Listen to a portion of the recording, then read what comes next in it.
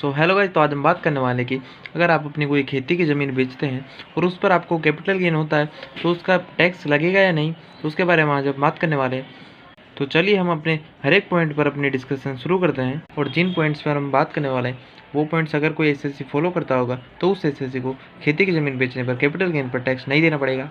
तो सबसे पहले तो हम एसएससी की बात करें तो एसएससी इंडिविजुअल या तो फिर एचयूएफ होना चाहिए और ज़मीन अर्बन एग्रीकल्चर लैंड होनी चाहिए, मतलब कि वो शहरी विस्तार में वो ज़मीन होनी चाहिए और वो ज़मीन एसएससी या तो फिर उसके पेरेंट्स के द्वारा पिछले 2 साल में खेती के पर्पज़ के लिए यूज़ की होनी चाहिए।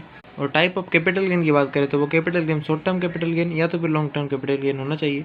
और इसके टैक्स से बचने के लिए आपको अगले 2 साल में किसी भी दूसरी खेती की ज़मीन में इन्वेस्ट करना पड़ेगा और आपको टैक्स में एग्जम्पशन उतना ही मिलेगा जितना आप दूसरी खेती की ज़मीन में इन्वेस्ट करोगे। और दूसरी खेती की ज़मीन होल्डिंग पीरियड कम से कम 3 साल होना चाहिए। कैपिटल गेन डिपॉजिट अकाउंट की स्कीम की बात करें तो वो भी एप्लीकेबल है इस केस में।